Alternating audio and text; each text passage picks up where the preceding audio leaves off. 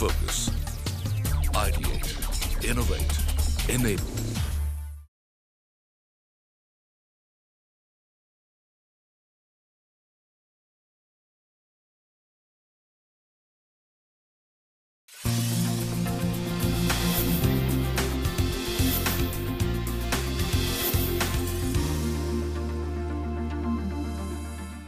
नमस्कार, मी मनुश्री पाटील. महाराष्ट्र अनलिमिटेड मध्ये आपलं स्वागत.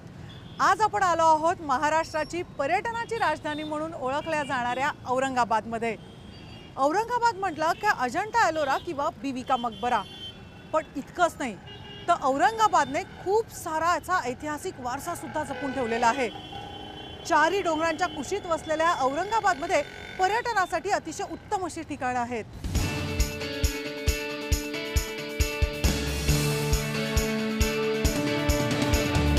ऐतिहासिक, सांस्कृतिक, वास्तुकलेचा तसंच शिल्पकलेच्या वारशाबरोबरच अनेक शैक्षणिक चळवळींनी गाजलेला जिल्हा म्हणून औरंगाबादची ओळख. जागतिक पातळीवर प्रसिद्ध पावलेले आणि युनेस्कोच्या जागतिक हेरिटेज वास्तूमध्ये समाविष्ट असलेली अजिंठा लेणी, यादव आणि मुघलकालीन इतिहासात गाजलेला दौलताबाद किल्ला आणि बीबी का मकबरा म्हणजे औरंगाबादचं भूषणच.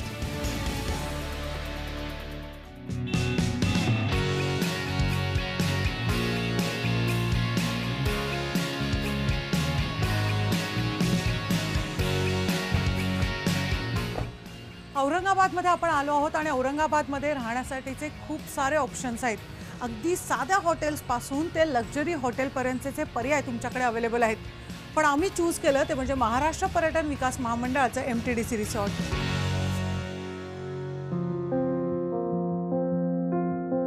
महाराष्ट्र पर्यटन विकास महामंडळाचे हे रिसॉर्ट औरंगाबाद शहराच्या अगदी मध्यवर्ती ठिकाणी आहे. रेल्वे स्टेशन रोडवरच असलेल्या रिसॉर्ट पासून विमानतळ देखील काही किलोमीटर अंतरावर आहे.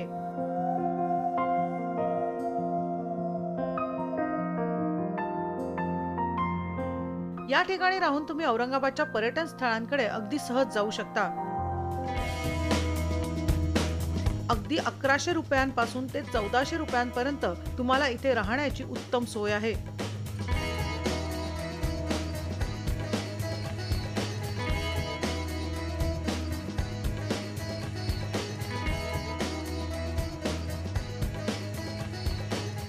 तसंच रिसॉर्टच्या इतर सुविधा अगदी हॉटेल पासून ते स्पा पर्यंत कमी किमतींमध्ये उपलब्ध आहेत.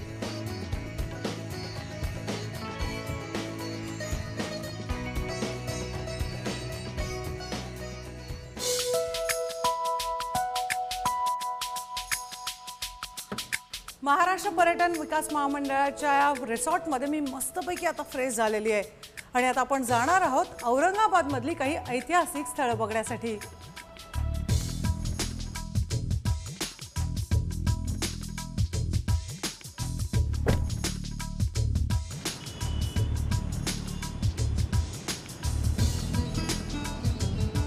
खाम नदीच्या काठावर वसलेल्या या औरंगाबाद शहराचं पूर्वी मलिक अंबरनं फतेपूर असं नामकरण केलं होतं. मात्र औरंगजेबच्या नावावरून या शहराला औरंगाबाद असं नाव पडलं. औरंगजेबाच्या मृत्यूनंतर हे शहर निजामाच्या ताब्यात गेलं आणि 1956 साली औरंगाबाद महाराष्ट्रात विलीन झालं. या शहराला सिटी ऑफ गेट्स म्हणून देखील ओळखलं जातं.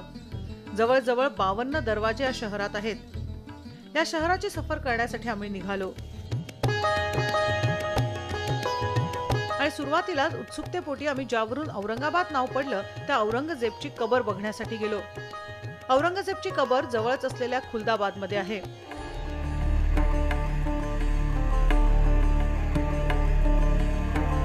चौदाव्या शतकात अनेक सुफी संत या ठिकाणी वास्तव्यास होते. औरंगजेब यांचा मृत्यू नगर जिल्ह्यात झाला.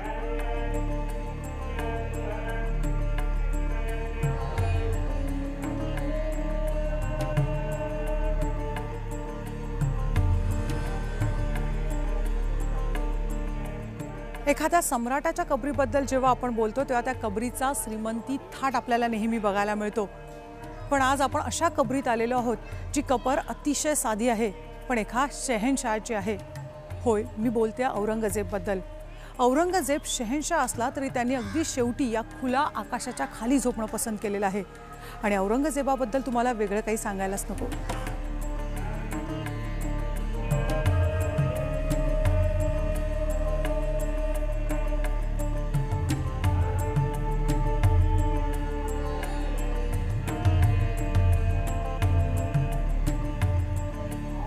मात्र त्यांच्या इच्छेनुसार औरंगजेब यांना खुलताबादमध्ये त्यांच्या गुरुच्या कबरी शेजारी दफन करण्यात आलं.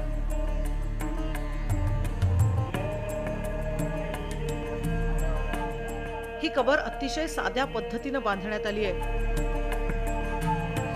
असं म्हणतात, औरंगजेब स्वतःच्या उदरनिर्वाहासाठी टोप्या तयार करत आणि या स्वकमाईतून उरलेल्या पैशातून ही कबर बांधण्यात आली. तसं औरंगजेब यांची इच्छाच होती. या कबरीच्या बाजूलाच औरंगजेबचा मुलगा आणि सुनेची कबर आहे. एखाद्या सम्राटाचं इतकं साधं राहणीमान बघून निश्चितच तुम्हाला विचार करायला लावतं. अनेक जण या कबरीवर आजही श्रद्धेने फुले चढवण्यासाठी येतात.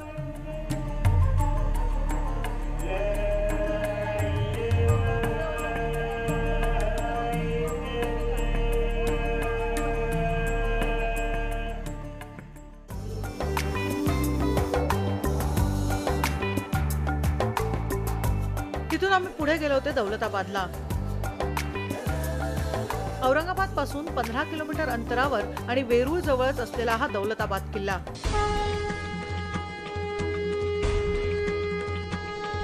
पूर्वी देवगिरी या नावाने हा किल्ला ओळखला जायचा. राजा भिल्लम यादवाने बांधलेल्या राजदुर्गाची प्रतिष्ठा आणि ऐश्वर्य इंद्रनगरीशी स्पर्धा करणार होतं, असंही देवगिरीचं वर्णन आढळतं. अजिंक्य असलेला हा किल्ला मोहम्मद तुघलकनं फितुरी करून ताब्यात घेतला. असा हा इतिहासाची साक्ष घेऊन शत्रूच्या पकडीत कधीही न आलेला किल्ला आजही ताठ मानेनं उभा आहे.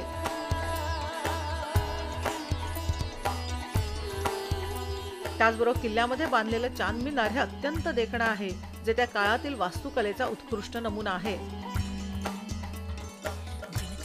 आपण ज्या प्रवेशद्वारातून आत शिरतो त्या प्रवेशद्वारावरच्या आजूबाजूची तटबंदी आजही चांगल्या अवस्थेत आहे.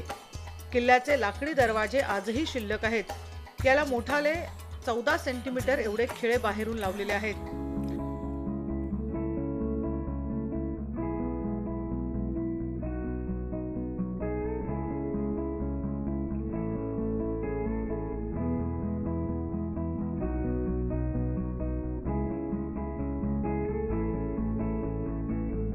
सर्व तटबंदीच्या बाहेरच्या बाजूला खंदक आहे. सध्या यावर एक छोटासा पूल बांधलाय. त्यावरून आत शिरल्यावर 2 तटबंदीच्या मधल्या भागात येतो. खंदकाच्या तळापासून डोंगरकडा 100-200 फूट चांगलाच तासून गुळगुळीत केलेला दिसतो. याच्या पुढे एक वाट एका चौकात येऊन संपते आणि समोर गुहेसारख्या अंधाऱ्या खोल्या दिसतात आणि इथून चालू होतो देवगिरीचा भूलभुलैया मार्ग. शत्रूची फसवणूक करण्यासाठी हा मार्ग बनवलेला आहे. इथे उजवीकडच्या कातळात एक खिडकी आहे. चुकून शत्रू जर इथपर्यंत आला तर या अंधारी मार्गाच्या चकव्यात पडण्यासाठीचा हा चोर वाटेसारखा दिसणारा मार्ग ठेवलाय. या खिडकीखाली 2 पायऱ्या खोदलेल्या असून तिथून सरळ खाली खंदकात पडण्याची सोय आहे. 150 पायऱ्या चढून गेल्यावर एक अष्टकोनी इमारत दिसते. या इमारतीला बारदरी असं म्हणतात. मोगल सुभेदाराच्या राहण्याची ती जागा होती. इमारत खूपच प्रशस्त आहे.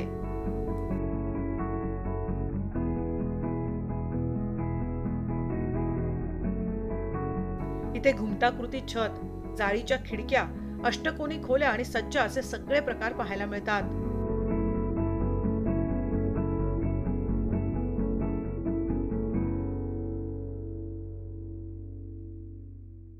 दौलताबादच्या किल्ल्याची सफर तर आपण केली, पण आता आपण बघणार आहोत 12 ज्योतिर्लिंगांपैकी एक असलेलं महत्त्वाचं ज्योतिर्लिंग.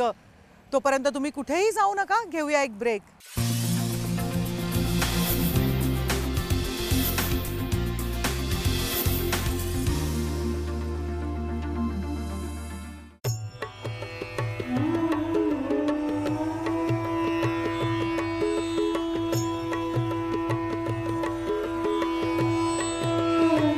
शिवलिंग हे महासमर्थ त्रिपुरारी शंकराचं प्रतीक आणि शंकराची कायमच लिंग रूपात पूजा केली जाते.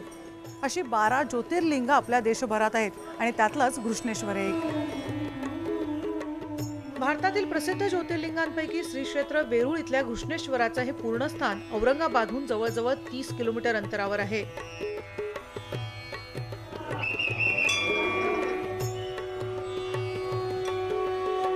घृष्णेश्वर मंदिराच्या जवळ शिवालय तीर्थ आहे. ब्रह्मदेवाने यात अष्टतीर्थांना आव्हान केलं आणि शिवालयात तीर्थाची स्थापना केली.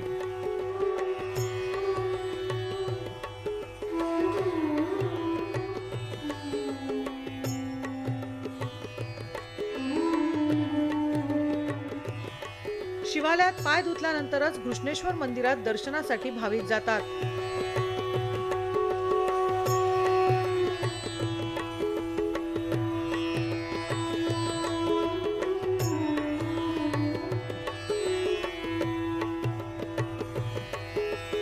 मंदिर भव्य आणि प्रेक्षणीय आहे. संबंध मंदिराच्या उंचीचा अर्धा भाग लाल पाषाणात आहे. वरच्या भागावर दशावतार शंकर पार्वतीच्या सुंदर मूर्ती कोरलेल्या आहेत आणि मंदिराचा कळस सुवर्णाचा आहे.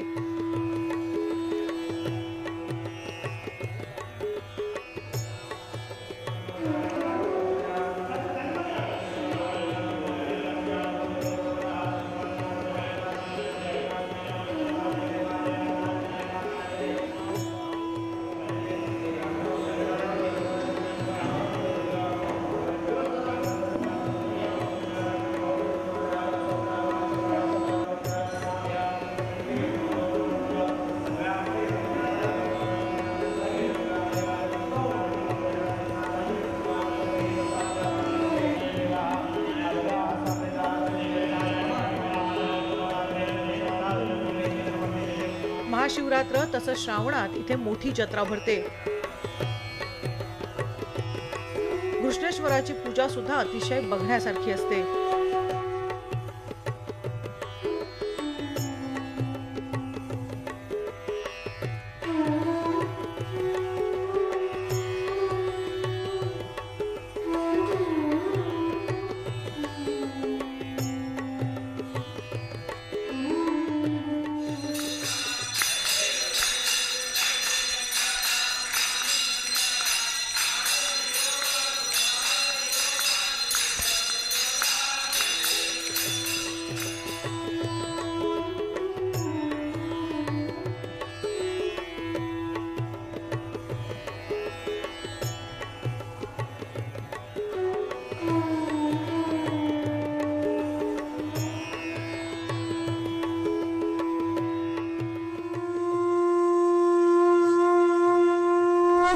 महादेवाचं दर्शन घेतल्यानंतर आम्ही तिथे जवळच असलेल्या भद्रा मारुतीचं दर्शन घेतलं.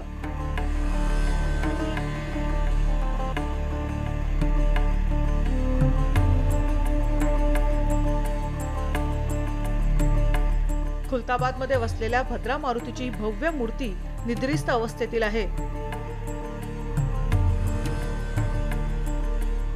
खुलताबाद इथे दरवर्षी श्रावणात तसंच हनुमान जयंती निमित्त भव्य यात्रा भरते. त्या दिवशी खुलताबाद इथे हजारो लोक औरंगाबाद आणि आसपासच्या गावातून पायी चालत येतात.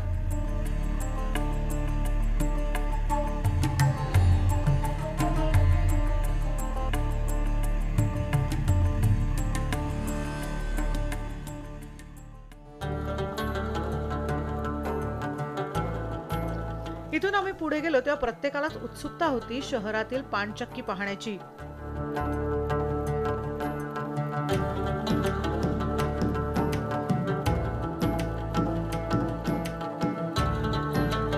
सायफन पद्धतीचा वापर करून पानचक्की बांधण्यात आली आहे. औरंगाबाद पासून 6 किलोमीटर अंतरावर जटवाडाचे डोंगर आहेत. या डोंगरात 30 फूट खाली खोदल्यानंतर पाण्याचे झरे मिळाले. या पाण्याच्या झऱ्यांचं पाणी एकत्र करून खाम नदी किनाऱ्यावरून पानचक्की पर्यंत भूमिगत पद्धतीनं आणलं गेलं. मातीच्या पाईपानं पाणी 20 फूट उंच भिंतीवर नेण्यात आलं आणि झऱ्याच्या माध्यमातून ते पाणी तळ्यात सोडण्यात आलं. या पाण्याच्या दबावानं चक्की आजही चालवली जाते आणि 1744 सालातली ही शास्त्रीय प्रगती बघण्यासाठी लोक आजही इथे जमा होतात.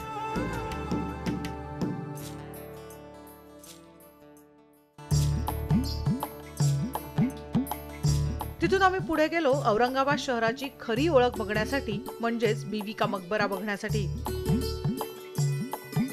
बीबी का मकबरा औरंगजेबची पत्नी रुबिया उर दौरानी म्हणजे दिलरास बानो बेगमची सुंदर कबर. या कबरीची निर्मिती राजकुमार आझम शाहनं आपल्या आईच्या आठवणीसाठी केली. याबरोबर जो शिलालेख आहे त्यात हा मकबरा अताउल्ला नामक वास्तुकार त्याचा हंसपत्रा नावाच्या अभियंत्याने बांधला होता. या मकबऱ्याचा स्रोत दिल्लीचा प्रसिद्ध आग्र्याचा ताजमहाल होता. म्हणूनच त्याला दक्षिणेचा ताजमहाल म्हणून देखील ओळखलं जातं. विशिष्ट मुघल चारबाग पद्धतीनं मकबरा बनवण्यात आलाय. या भोवती असलेला सुंदर बगीचा मकबऱ्याची शोभा अधिकच वाढवतो.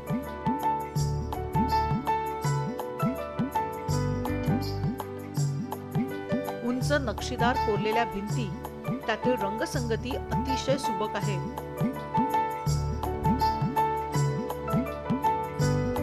त्यात दिलराज बानो बेगमची कबर तळघरात आहे. या कबरीचं दर्शन तुम्हाला लांबूनच घ्यावं लागतं. अतिशय सुंदर आणि शांत असलेल्या परिसरातून पाय निघतच नव्हते. पण काय करणार, इतर प्रेक्षणीय स्थळ पाहण्याची उत्सुकता होतीच. औरंगाबादची ओळख फक्त ऐतिहासिक शहर इतकीच नाहीये, तर औरंगाबादला आणखी सुद्धा एक ओळख आहे. ती सुद्धा आम्ही तुम्हाला दाखवणार आहोत. पण घेऊया एक ब्रेक.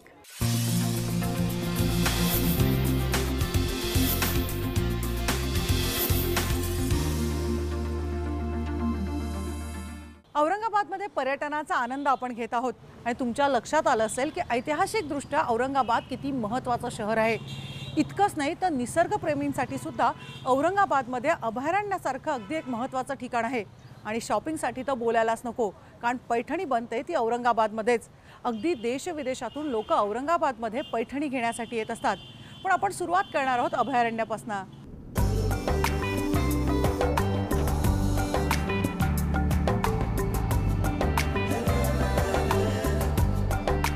औरंगाबादमध्ये अनेक ऐतिहासिक वास्तू तर आपण बघितल्या, पण निसर्गप्रेमींसाठी औरंगाबादमध्ये गौताळासारखं अभयारण्य आहे.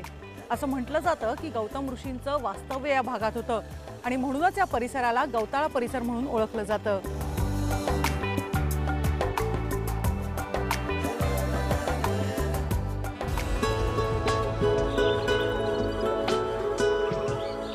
औरंगाबादपासून जवळजवळ 70 किलोमीटर अंतरावर वसलेल्या गौताळा अभयारण्य निसर्गप्रेमींबरोबरच जैविक विविधतेच्या दृष्टीने अतिशय महत्त्वाचं आहे.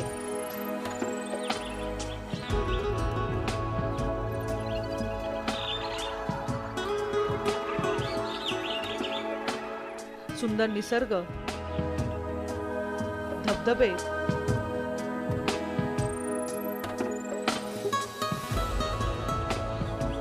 प्राणी पक्षी तसंच दुर्मिळ वनस्पती वनौषधी पाहायला मिळतात.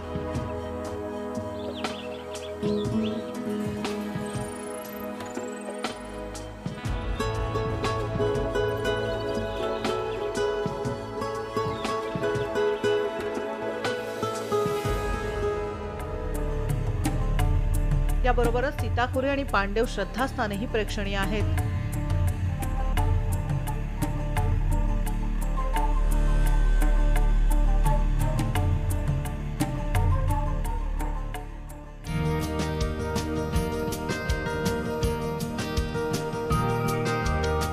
अशा प्रेक्षणीय स्थळांबरोबरच पैठणी साडी सुद्धा औरंगाबादची विशेष ओळख.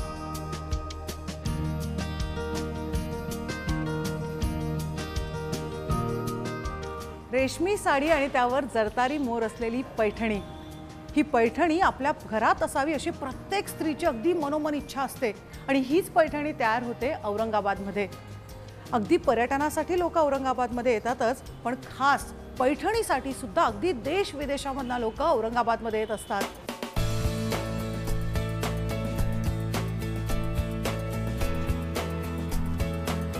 दोन 2000 वर्षांचा इतिहास असलेली पैठणी आजही लोकांना तितकीच भावते. अगदी 7,000पासून 1.5 लाखांची, 2 लाखांची नाही तर चक्क 3.5 लाखांपर्यंतची पैठणी इथे उपलब्ध आहे. आणि वैशिष्ट्य म्हणजे या पैठण्या इथेच हातमागावर तयार करून विकल्या जातात.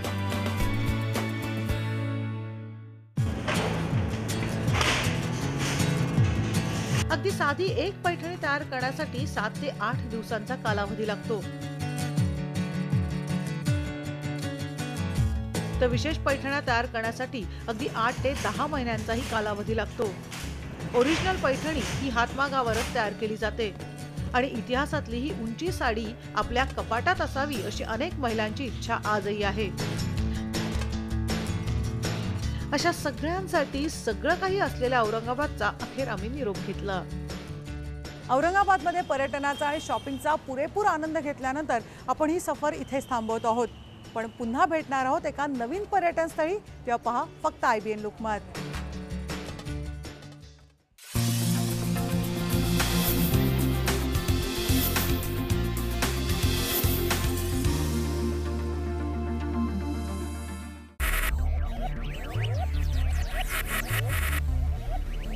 Focus. Ideate. Innovate. Enable.